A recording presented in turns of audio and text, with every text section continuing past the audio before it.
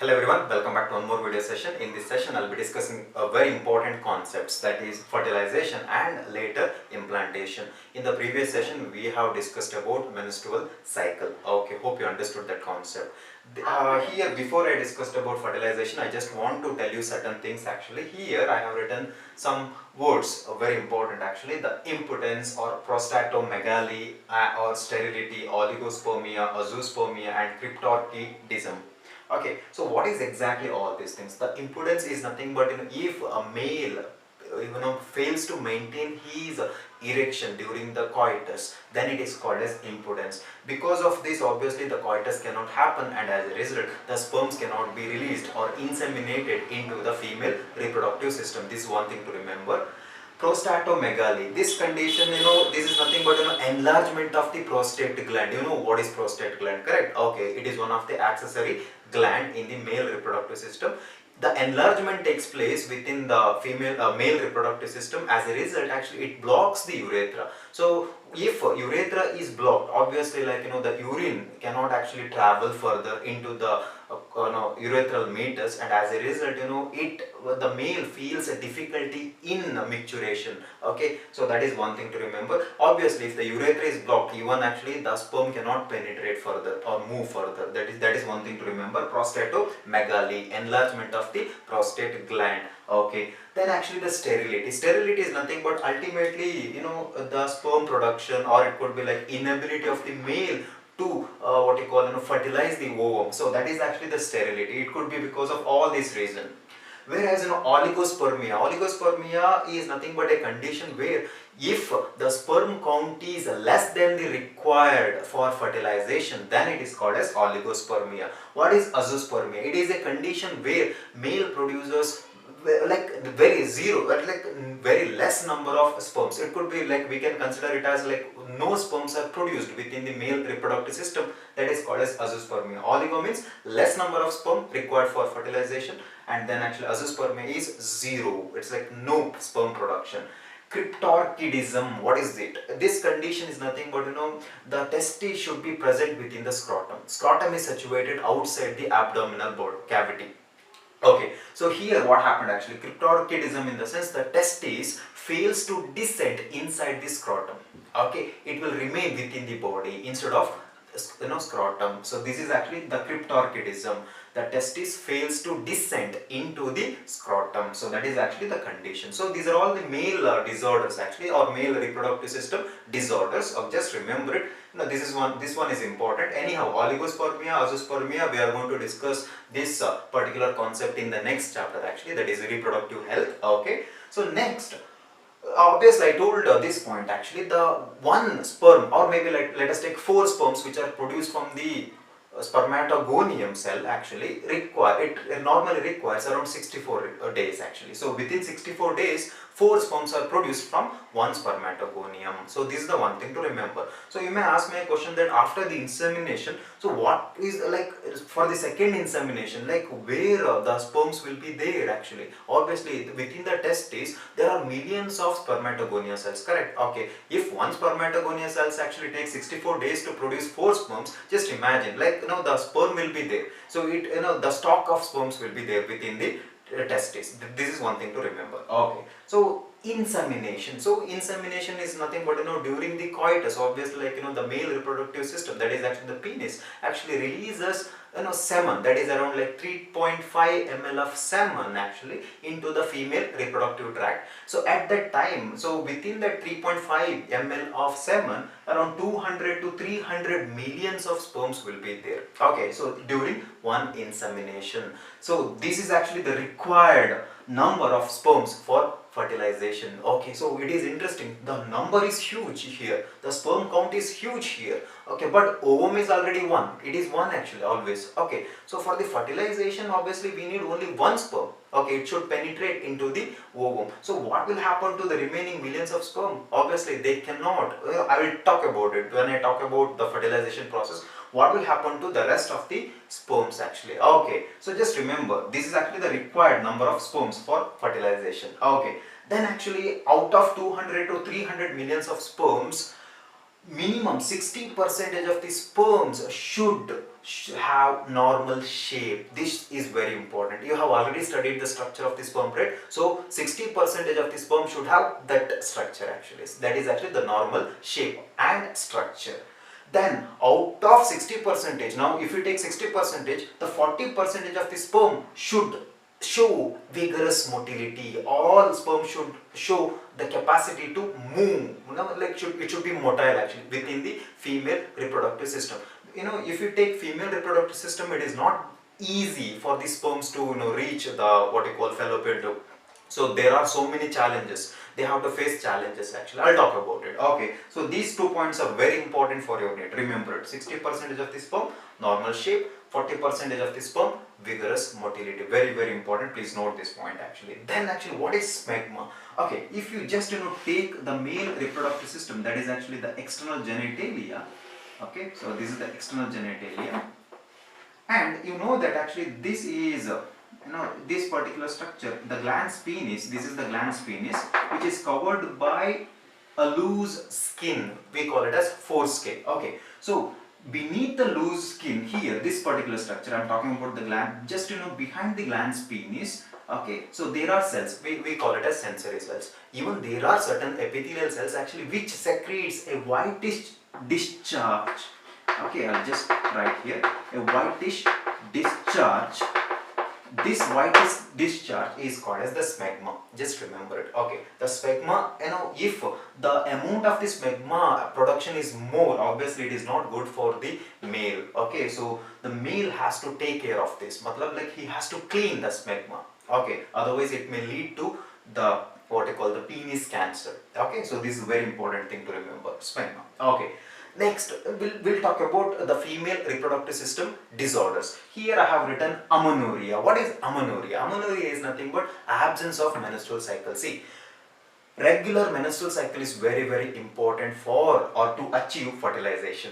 If there is any slight irregularity in menstrual cycle, obviously fertilization cannot take place. Correct? Okay, because obviously we know that if you take an average, or it normally completes within 28 days. Okay, exactly on the 14th day of the MC, the ovulation takes place. Okay, this is very important actually.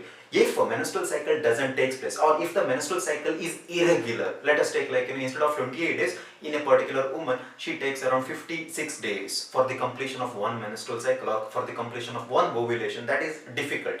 Correct? Or it could be like sometimes 3 months or sometimes 4 months for one menstrual cycle. So it varies from female to female. So this is one thing to remember. If that female exhibiting the menstrual cycle at a particular time or duration, that is let us take 28 days, then actually there is high possibility of fertilization. Okay, so amenorrhea means absence of menstrual cycle. Just remember it, amenorrhea. Okay, there are so many types actually in amenorrhea. We'll not talk about it. It is not required. Irregular menstrual cycle, that's what actually I told you just now. Okay, so irregular menstrual cycle also leads in failure of fertilization. Okay, sterility means like some disorders, obviously maybe like it could be related to the ovary, or maybe like hormonal imbalance, or maybe the failure of hormonal stimulus. Okay, all these things leads to the failure of ovulation. As a result, the ovulation doesn't occur within the ovary, so that could lead to sterility. Or it could be like the physical, if any problems are there within the female reproductive system, then also the fertilization is not possible. Okay, which causes sterility. Even the cancer of the ovary also leads to sterility. So these are the things to remember. Okay, now let us talk about fertilization and the steps of fertilization. Now let us talk about the steps of fertilization, particularly like how exactly the female reproductive system reacts to the insemination or reacts to the sperms. Okay, so let us imagine that so this is the diagram of the female reproductive system. Now the intercourse happens, that is the coitus happens. As a result, 200 to 300 millions of sperms are now released due to insemination process within the cervix. Okay, so within the cervix of the female reproductive system. Now within the cervix, there are about 200 to 300 millions of sperms are there due to insemination process. Okay, so now I told you that minimum out of 200 to 300 millions of sperms, minimum 60% of the sperm should have normal shape. At the same time, out of 60%, again 40% should have normal motility or vigorous motility. So this is the thing to remember. Okay, so you know that I told you that out of during one insemination around 3.5 ml of the semen will be released, which contains 200 to 300 millions of sperms. Okay, so that is actually the thing is happening now. So this is actually the initial moment of the fertilization. Let us imagine at the same time ovulation occurs. You know what is ovulation? On the 14th day of the menstrual cycle, the ovulation has occurred. This ovum, that is secondary oocyte actually, which is collected by the finger-like projection present just at the tip of the infundibulum region of the fallopian tube. So now this ovum is collected by the fimbriae. Then actually the ovum now travels like this. Let us imagine the ovum is now traveling. Okay, so this particular part is infundibulum, this particular part is ampulla, and this particular part is actually isthmus, correct? Okay, here one thing to remember, that the fertilization exactly happens at here. Exactly, fertilization takes place here. That is actually, you know, the end of the ampulla and the beginning of the isthmus. So remember where exactly the sperms meet the secondary oocyte, or sperms meet the ovum. That is actually exactly at the ampullary isthmic junction, the junction between ampulla and isthmus. Please note down this, you may get this question. Where exactly fertilization takes place in the fallopian tube? Exactly ampullary isthmic junction. Not ampulla or not isthmus, but exactly between them. That is the junction between ampulla and isthmus. Okay, so let us imagine that, you know, the ovum has not reached the end of the ampulla. Let us just imagine. Okay, after ovulation, let us take like this is the 15th day. On the 14th day ovulation has occurred. On the 15th day actually it is traveling here somewhere else, you know, the edge of the infundibulum. Okay, now it is entering into ampulla. Okay, at that time let us imagine the coitus has happened and millions of sperms are released into the vagina, particularly into the cervix. Now the sperms actually, particularly as I have written here, so within the female reproductive system, actually the sperms within actually 3.5 ml of the semen, you know, it shows certain movements. Actually that movement is nothing but, you know, around 1 to 4 millimeter per minute. The movement is 1 to 4 millimeter per minute. Okay, so that is actually happens. Why this movement happens? Why particularly sperms has to reach here? Why they show that tendency to reach this particular point? Why? It could be this fallopian tube or it could be this fallopian tube, actually, whatever it is. But they have the tendency. That's like, it's there, it's inbuilt. Why? What is the reason behind it? The reason is actually, you know, there are two reasons. One is obviously sperm is motile by itself, you know, because it has got a tail, and that tail gets the energy because of the mitochondria. Okay, so you know about it. But there are two reasons. Here, the one reason is actually I have written that, you know, the uterus, this is the uterus, which actually, you know, shows, you know, it exhibit one kind of behavior, that is actually the aspiration. The aspiration in the sense, you know, that it's like a sucking, the sucking behavior of the uterus. So which makes the, you know, sperms to move towards this side. Okay, so aspiratory action of the uterus, one reason. The other reason is actually, you know, even this, when the sperms reach here, again here, you know, that because of the aspiratory, you know, action, obviously, like, you know, the sperms will reach till the fallopian tube, the tip of the fallopian tube. From here onwards you will not see the aspiratory action, but instead you see the peristalsis. That is actually the peristaltic movement of the fallopian tube, the peristaltic movement of the fallopian tube. As a result, you know that, because, you know, the movement will be like this. As a result, the sperms actually, you know, jump and finally reach ampullary isthmic junction, where the ovum is waiting. Okay, so that, you know, when actually the ovum reaches here, so at that time will be around like 16 days. Let us take on the 16th day, the ovum or secondary oocyte reaches ampullary isthmic junction. Okay, so this is the thing to remember. Now, out of 200 to 300 millions of sperms which are released inside the vagina, but for ultimately when it reaches the ampullary isthmic junction, the number would be around hardly 100 millions of sperms. So what will happen to remaining 200 millions of sperms? They all die, or instead of that I can say that the female reproductive system kills the sperm, because for the female reproductive system the sperms are foreign bodies. Got it? So they will not take it inside. So that means actually there are a lot of actions will be seen within the female reproductive system to kill the sperms. What kind of actions? the one thing is here, this is actually the vagina, correct? So this is the vagina. This particular vagina actually contains lot of cells. Out of lot of cells, one type of cell is actually the phagocytes. You know phagocytes? The phagocytes means the cells which actually have the ability to eat up any foreign bodies. That means actually because of the phagocytosis exhibited by the phagocyte cells of the vagina will kill many number of sperms within the female reproductive system. So this is the thing. So who escapes? Obviously will reach the fallopian tube. But there is another challenge actually. What is the challenge? The female reproductive system, particularly this lining, the cervix and the vagina, it is bit acidic. So it is bit acidic. So who actually is, make them sperm, who gives the protection to the sperm actually here? The semen gives the protection from the acidity of the female reproductive system or female genital tract actually. So acidity and the phagocytes are the two challenges faced by the sperm. As a result, many number of sperms will be killed on their way till fallopian tube. Ultimately, let us just imagine now the sperms are actually traveling inside. Okay, so some sperms actually escaped from these two things, acidity and phagocytes or phagocytosis of the vagina, escaped it. Okay. So ultimately now millions of sperms, like let us say like 100 millions of sperms now reach the tip of the uterus. Now they actually take the diversion like this. Okay, like this.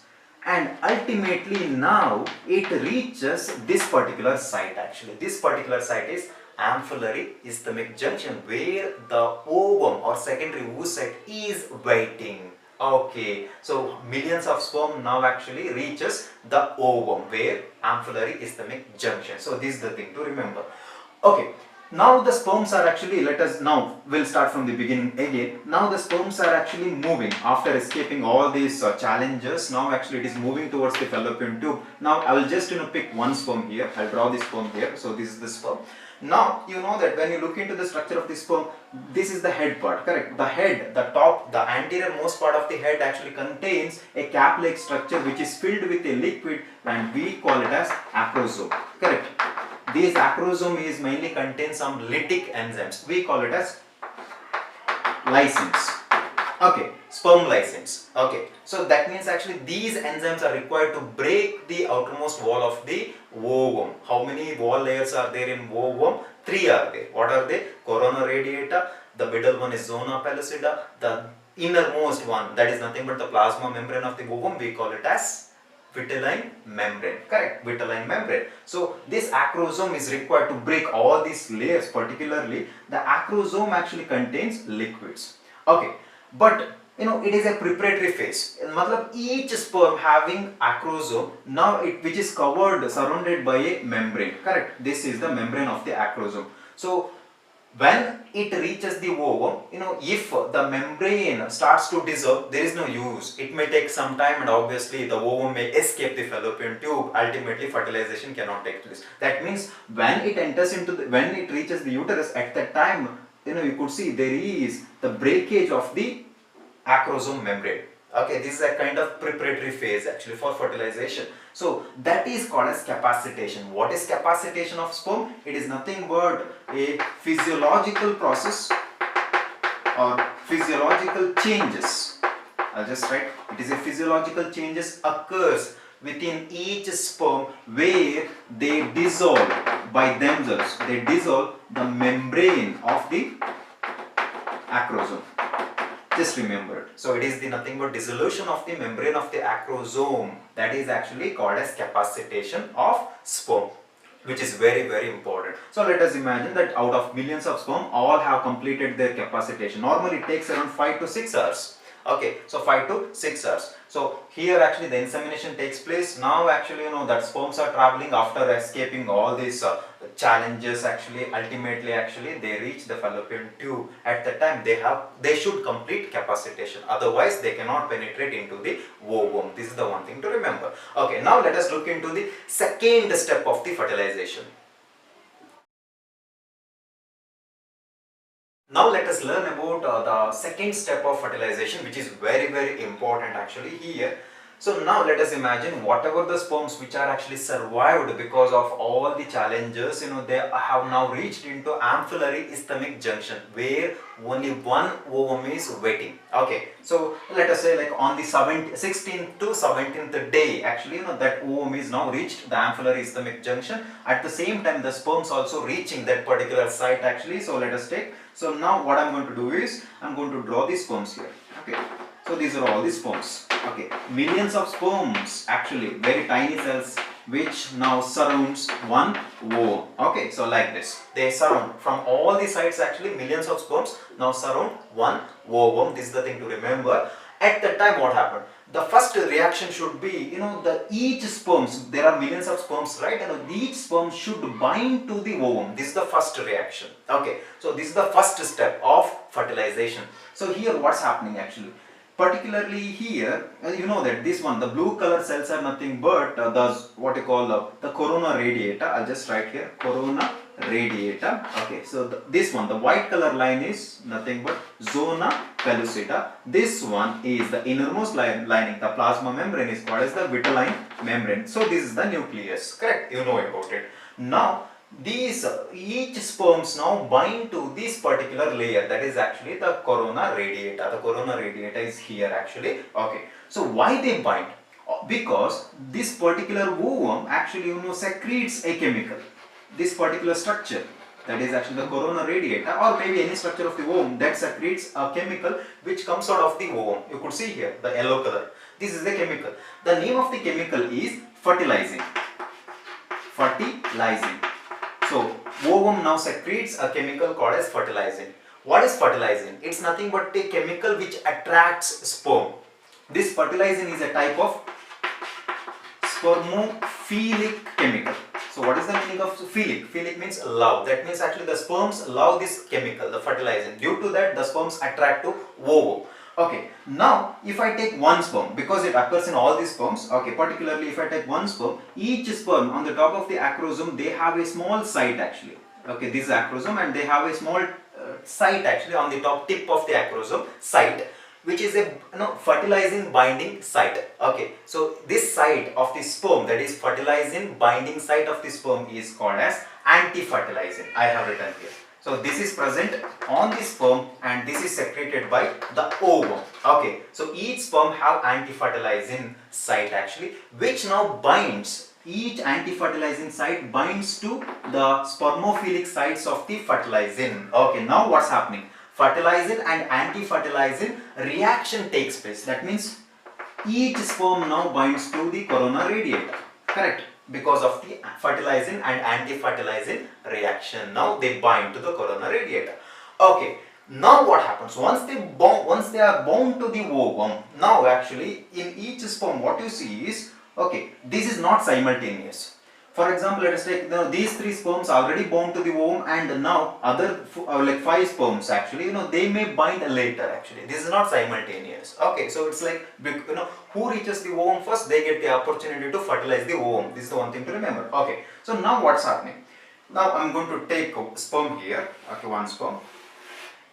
Okay, so, and this is actually the tip. Already what has happened, the capacitation of each sperm has taken place. What is capacitation? Removal of the membrane of the acrosome has taken place. There is no membrane now. What you see is here only the liquid will you see. What is that liquid? The acrosomal liquid, which contains lot of enzymes, lytic enzymes actually. What kind of enzyme they have? Hyaluronidase. Hyaluronidase enzyme is there, and also they have a chemical called as acrosin. They have a chemical called as acrosin. At the same time, they have proteinase enzyme also there. Okay, so that enzyme is there, not required now. Just remember 2 chemicals actually. One is enzyme hyaluronidase, other one is acrosin chemical. Okay, so that will be present within the acrosomal liquid. Okay, so now what happens actually? So now here, I'll just draw here. Let us imagine this blue color one is actually the corona radiata. Corona radiata. Okay. So between these are all the cells. Okay. So you may get a question like, what is exactly corona radiata? It is the third layer of the ovum, which is made up of what kind of cells? granulosa cells. When they rupture from the graphene follicle, certain granulosa cells also come along with the secondary oocyte and they make the third layer. Okay, so between each granulosa cells of the corona radiata, you could see there is a chemical. There is a chemical actually. It's a polymer which actually holds each cell very tightly. Okay, this is the one thing to remember here. Between each granulosa cells of the corona radiata, there is a gum. Link is there actually. That particular gum or link is actually nothing but right here. Hyalurodine polymers. Okay, so this will be there. Hyalurodine polymer. A chemical will be there. Okay, this particular chemical should be dissolved. Otherwise, the sperm cannot penetrate. Okay, this is actually a gum actually. So here already acrosome contains this particular enzyme, the hyaluronidase enzyme, which will dissolve this hyaluridine polymer between the granulosa cells of the corona radiata. So what happened? You could see the gap. Okay, because of the dissolution. So there will be intercellular spaces. So now one sperm will sneak between the corona radiata cells or granulosa cells. Only one sperm will enter now. Okay, so that is the first thing to remember. Okay, then actually one more thing, still some amount of the acrosome liquid will be there which contains this particular chemical, that is acrosin. Here the sperm which already penetrated into the corona radiata, now actually it secretes one more liquid which is called as acrosin, which will dissolve or break this layer actually, the zona pellucida. Remember it, acrosin breaks zona pellucida. Hyaluronidase enzyme actually breaks this one, hyalurodine polymer of the granulosa cells of the corona radiata. So just I'll write here granulosa cells. Okay, as a result now one sperm will enter here particularly into the space, that is actually the perivitelline space actually between the vitelline membrane and zona pellucida. Now it reaches. Okay, ultimately now actually the one sperm now enters into the cytoplasm of the ovum. Got it? So this is the thing. When it enters into the cytoplasm, what happens? There is one morphological change occurs. Okay, so what is it? The sperm now loses its tail. What is remaining now? Only two things are remaining. What is that? One is actually the head and the middle piece. Okay, tail is now removed from that sperm actually. At the same time, the plasma membrane starts to secrete certain granule-like structures. Okay, these granule-like structures are nothing but acts like a brick. Okay, which actually blocks the pores which is already created by this sperm, which already made its entry into the ovum. Okay, so it blocks it. So even actually it blocks the gaps which is created by other sperms. As a result, only one sperm gets the opportunity to enter the ovum. Other sperms are blocked completely by the ovum. This is actually the reaction exhibited by the ovum. Why? Very simple. There should not be any polyspermy. There should not be entry of many sperms into the ovum. Obviously, you know that why, right? Okay, because to create the zygote, we need only one nucleus which is containing 23 chromosome and other ovum nucleus which should contain 23 chromosome. This is the thing to remember. Okay, so this is actually the kind of like penetration of the sperm. Now sperm has entered into the cytoplasm. Let us see what happens now. So now I'm going to draw one more here. So now I don't want all these things now. So I'll just retain the vitelline membrane. Okay, and then here when actually so this is now the nucleus or nuclear membrane of that ovum. Okay, so I told you that this is the secondary oocyte, correct? So which is now arrested at metaphase 2 of meiosis 2. You could see equatorial arrangement, that is actually the metaphase plate has formed actually. Okay, you could see the chromosomes of the ovum. Now the sperm is now traveling. When it enters into the cytoplasm, what will happen? Obviously you know that always the head actually leads the sperm. Head is actually always front, whereas the tail is back. But when it reaches into the cytoplasm, everything becomes ulta, opposite, inverted. So what happened actually? The sperm head will goes backside, whereas the middle piece, already it has lost the tail actually, the middle piece actually leads the sperm now. Okay, now if you look into the middle piece, for example, if I draw the middle piece, this is the head, so this will be the direction. So this is actually the nucleus of the ovum. So here exactly what you see is the proximal centriole is there, and this is actually the middle piece containing the mitochondria. Okay, so this is actually the nucleus. So that means actually the sperm, the entire sperm actually turns to 180 degree, not 360, actually 180 degree. Okay, it shows 180 degrees of rotation. As a result, mitochondria, that is actually the middle piece, leads the path, whereas the head will be the behind this one, the middle piece actually. So this is the thing to remember. The movement of the sperm towards the ovum is actually called as copulatory path. Just remember.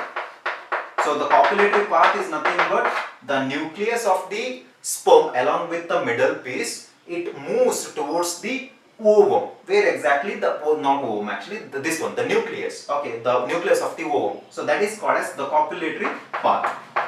Copulatory path is nothing but the path which is actually selected by this sperm. Okay, where the mitochondria leads, or maybe the middle piece leads the way. Okay, so ultimately it reaches the nucleus of the ovum. So that is called as the copulatory path. Okay, this is the direction. Okay, copulatory path. Ultimately now, what happened actually? Ultimately when it reaches into the nucleus, okay, so what you see is, from the, what you call, the head, or what is released, the chromosomes will be released. Chromosomes will be released. Okay. Now actually the chromosome, now when it enters into the nucleus of the ovum, at that time the secondary oocyte now completes its meiosis 2, and as a result 2 cells will be produced. Okay, 2 cells will be produced. Okay, the one cell is already called as ovum. Now it is called as ovum. When ovum, actually we should call it as ovum when actually the nucleus enters into the nucleus of the ovum. Okay, at that time actually it completes its second meiosis, and now 2 cells will be produced. Obviously one cell is nothing but this ovum, the other one is actually a tiny polar body. Okay, it is the third polar body. Okay, in the textbook it is given as second polar body. No, third polar body, will take it. Okay, but this will degenerate. Okay, so now we have only, within one cell we have only one nucleus where 2 different sets of chromosomes are mixing. Okay, that is called as fertilization. This is fertilization now. Now what happens? So let us imagine this is the blue color, that is the chromosome of the ovum, and I am using a pink color. This is actually the chromosome of the sperm. So they mix, and this is called as fertilization, as a result which forms a diploid zygote. So what is formed? A zygote is produced. That zygote is 2N, which contains now 46 chromosomes. 23 chromosomes are contributed by the sperm, that is the penetrated sperm, and 23 are already present in the ovum. So this is the thing to remember. This ultimately the sperm which leads to fertilization. So this is all about fertilization. Let us see what is the fate of fertilization. What will happen to this zygote?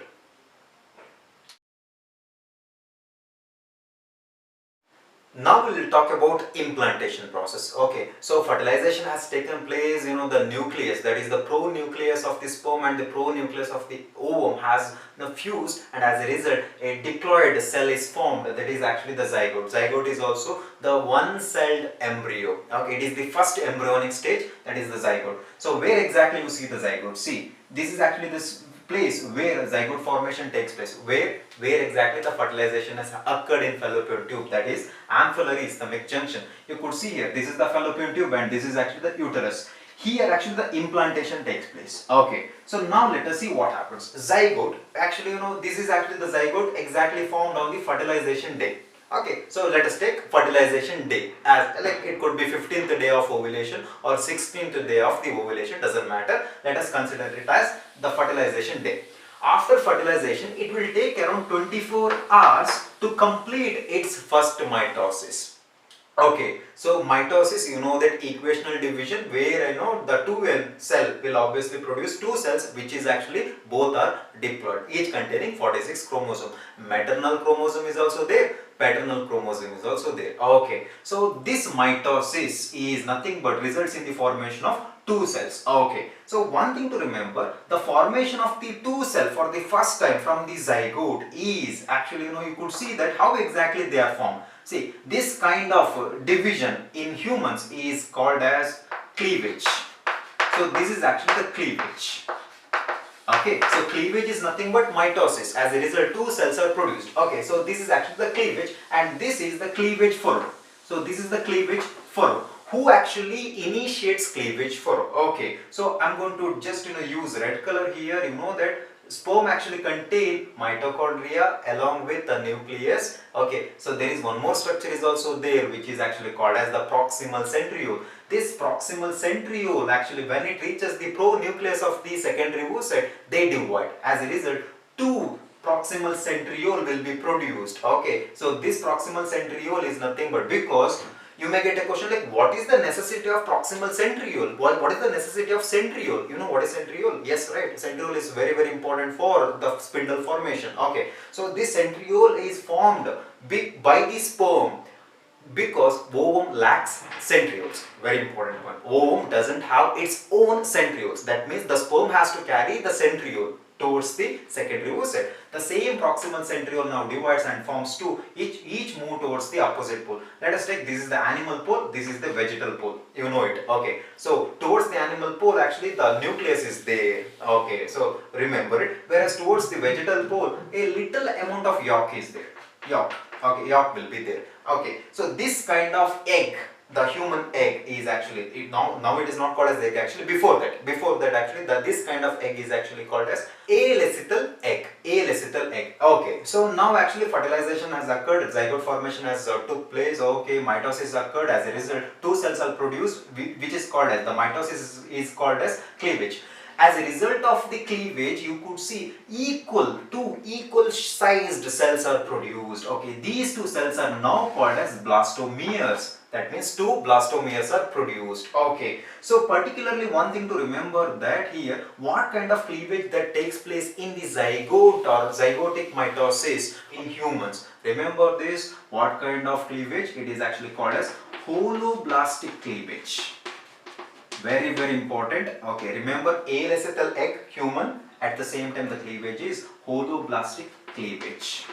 What is the meaning of holoblastic? Equal. Two equal shaped sized cells are produced. Each cell is actually called as blastomeres. Now here I am going to draw here.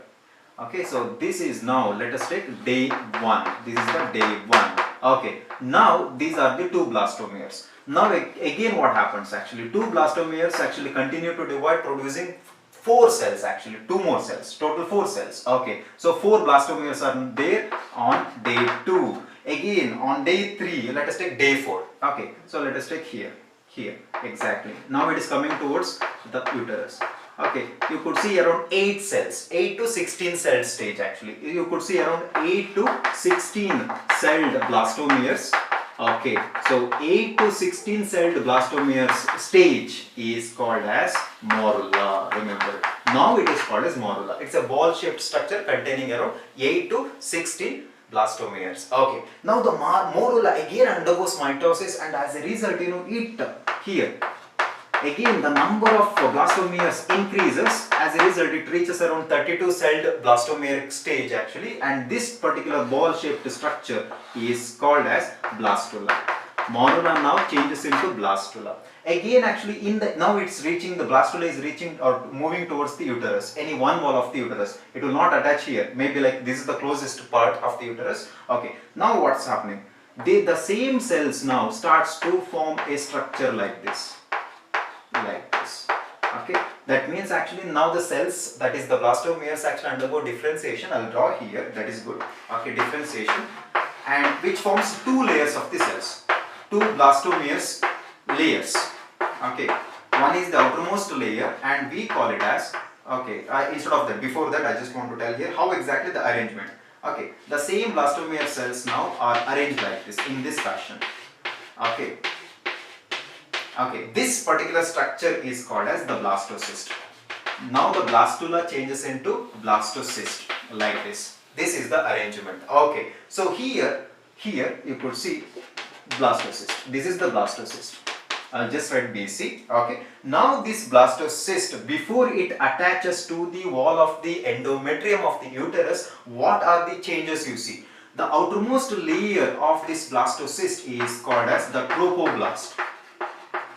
Okay, I'll talk about the significance of trophoblast later. Okay, whereas the inner layers of the blastomere or blastocyst is called as inner mast cell. Please remember it, inner mast cell. You may get a question, what is the significance of blastocyst, trophoblast? the trophoblast will attach to the uterine or endometrium. Okay, it will attach to the endometrium, whereas the inner mast cell will develop into the embryo. That is nothing but the human baby. So inner mast cell will transform or differentiate into human baby, whereas the trophoblast will attach to the endometrium and they actually form a placenta. Okay, trophoblast in future they are going to form placenta along with the endometrium. Here what happens? When the blastocyst having two layers reaches this particular endometrium, now the endometrial cells starts to divide, and as a result they engulf everything like this. That means actually all the whatever the parts which is there in the blastocyst which get embedded within the layer of the uterus. See here. See, endometrium now covers the entire blastocyst. Okay, so inside the blastocyst you see inner mast cell, which will in future it's going to be the embryo actually. The trophoblast along with the endometrial cells will form the placenta. Okay, so that is the thing to remember. Okay, so now this process, the process of attachment of this one, the blastocyst within the uterus, that is endometrium of the uterus, is called as implantation. That means the blastocyst will get embedded within the layer of the endometrium of the uterus. This is called as implantation. Okay, so this is the thing to remember. Okay, so this is actually the stages. Okay, remember what is actually blastomere, what type of cleavage, that is actually the holoblastic cleavage. Okay, so then actually remember that what will happen, the number of cells increases because of the mitosis, and ultimately when it reaches when the blastomere reach around 8 to 16 celled stage, then it is called as morula. Again 16 celled will transform into 32 celled stage, then it is called as the blastula. The blastula, when it reach the uterus endometrium layer, at that time actually they just differentiate to form two layers. The outermost layer of the blastocyst is called as the trophoblast, whereas the inner layer is called as the inner mast cell. Okay, remember it. This will form embryo, this will actually along with the endometrial cells actually form the placenta in future. Okay, so this is all about implantation. Please remember it. Hope you understood fertilization and implantation. I would like to add two more points here. See, when actually the blastocyst get embedded within the endometrial wall or lining of the endometrium, that is the uterus wall actually, this process is called as the pregnancy. I forgot it, just add this. Now from here onwards we can call that woman as the pregnant woman. Okay, so this is the pregnancy. Okay, so just remember the pregnancy. When this blastocyst get implanted, then from that day onwards it is called as the pregnancy state or pregnancy. Okay, so now here I just want to tell you one more thing. When actually these blastomeres, okay, ball blastomere actually, it's a ball shaped structure containing lot of blastomeres actually. When this blastula is traveling, sometimes maybe because of certain maybe it could be damage or maybe like sudden rupturing. Okay, as a result it divides into two blastomeres. Okay, so I'm going to draw one more blastomere here, two blastomeres. Okay, so now one blastomere will, the blastocyst, in future it's going to be blastocyst, which will attach to another wall of the uterus, that is endometrium itself, but site is different. This will attach to here. As a result, you can expect twins. What kind of twins? Identical twins. Okay, so this is the thing to remember, identical twins. And this particular entire process is not because actually these two twins are the identical twins are formed from the single embryo, correct? From the single embryo. This is the embryo actually. Okay, so this is called as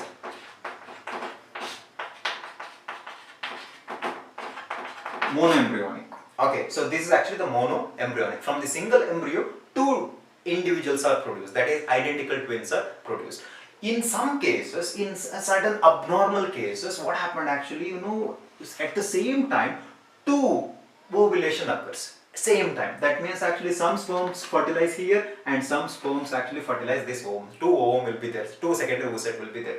As a result, this blastocyst will be produced because of the fertilization. That they get embedded here, this one will get embedded here. As a result, what you see is twins itself. Okay, we call it as twins, but non-identical twins will be produced. In the case identical twins, in the sense the sex should be same. Why? Because only one sperm actually fertilizes the ovum, correct? Okay, let us imagine this is a female.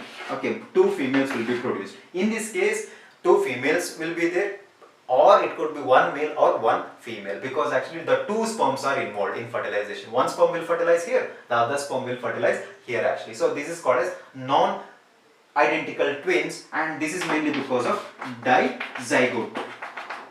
Okay, it's because of dizygotic or diembryonic. Okay, or this is monozygotic or monoembryonic. Both are correct actually. Okay, just remember it. Monoembryonic will develop into identical twins, whereas this one dizygotic, obviously two zygotes, obviously non-identical twins actually. So this is the thing to remember.